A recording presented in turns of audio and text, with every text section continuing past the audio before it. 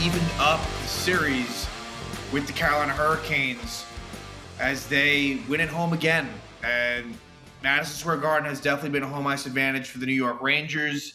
They have now won 5 straight games at home in the playoffs. That ties the franchise record. The only loss was the first game, which was a triple overtime affair with the Pittsburgh Penguins. So in all the games that have ended in regulation, the Rangers have won. Now, I guess obviously one of those games didn't. That was the Panarin overtime Game 7 game against Pittsburgh. But the Rangers have really done very well at home. But more to the extreme is Carolina.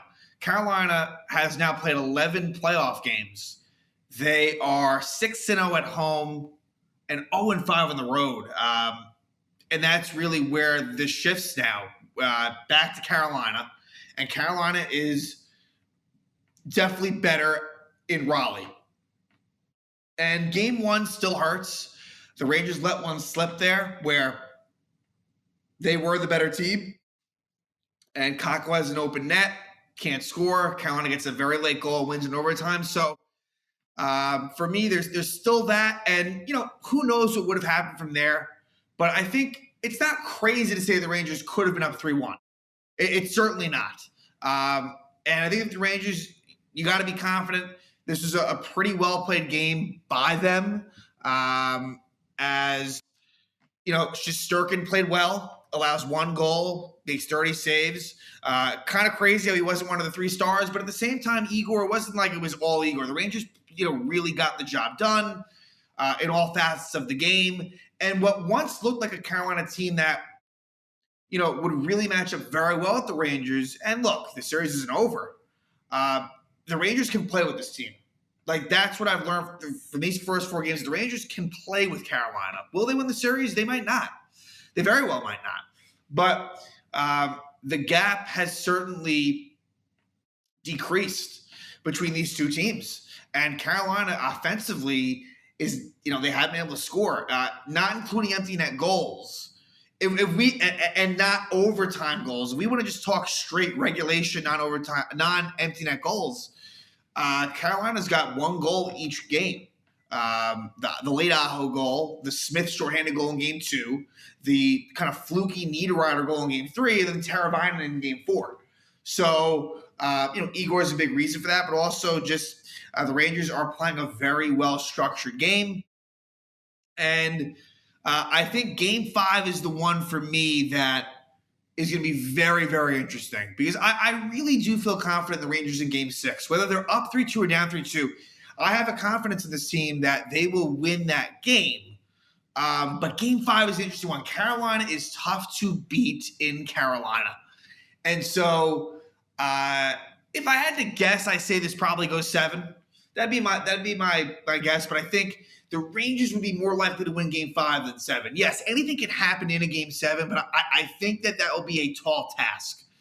Game 5, maybe while they're down, you can get them. Similar to game 1 where you didn't take advantage of the situation, we're all squared again. We're all tied up in the series, but expect the Carolina to bounce back as well.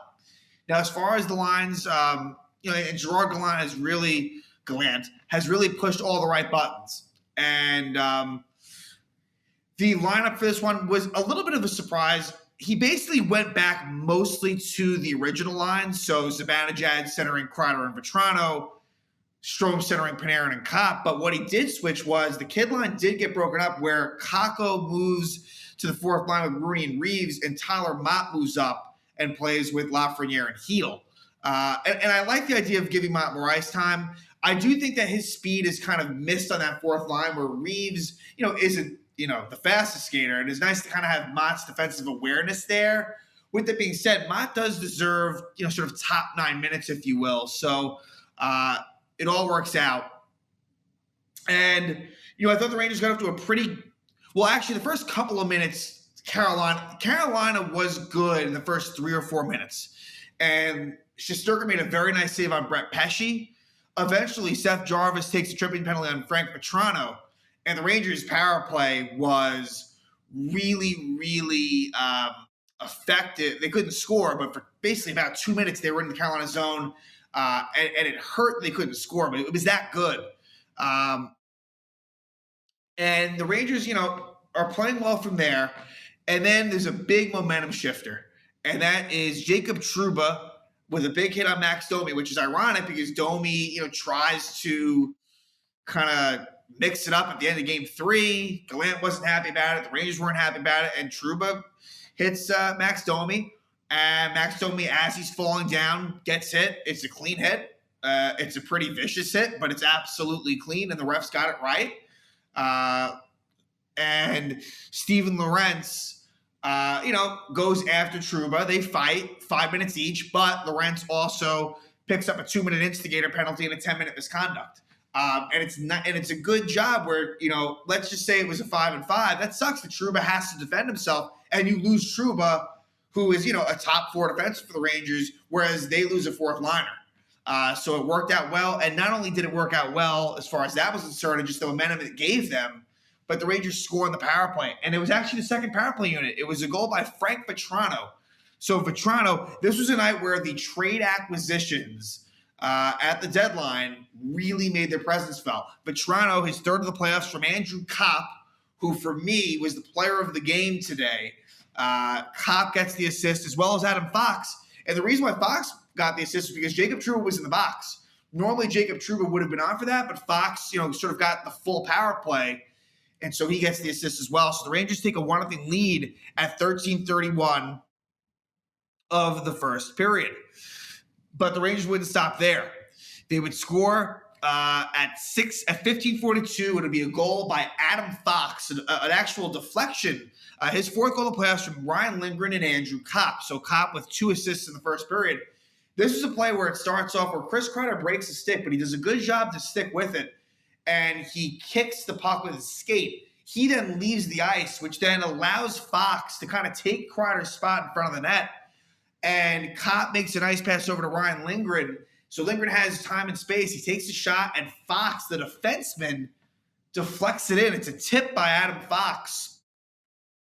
And it's impressive. You don't normally see defensemen do that. But it was a nice shot by Lindgren, and Fox gets the goal. And the Rangers take a 2-0 lead, and that would be the lead after 1. So a very well-played first period for the New York Rangers. They get a power play goal. They had an insurance goal. I thought, they outshot Carolina 12-8. It was a very good way to set the tone type of period. Second period, I thought Carolina, definitely improved for sure. I thought Carolina, had probably their best moment of the game for me in the second period, and they actually got a power play at 9:29. Ryan Lindgren is called for an interference penalty. A bit of a weak call. Didn't love that one, but you go with it. The Ranger penalty kill was great. Shesterkin around this time makes a great save, I believe, on it was either Teravainen or Svechnikov. But a really nice save was made to keep it at 2-0, and the Rangers kill it off. And then the Rangers are able to score a goal towards the end of the second period, in a period where Carolina got the better of the play, but the Rangers were the defense was still good enough for the Rangers that period. And the goal that is scored is Mika Zibanejad.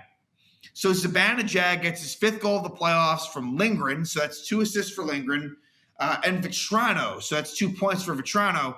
And so it's a 3-0 lead for the Rangers. It was a shot by Lindgren, and it was a good job by Mika to follow it up because it kind of trickles past Ranta, and Zibanejad just stuffs it in easily.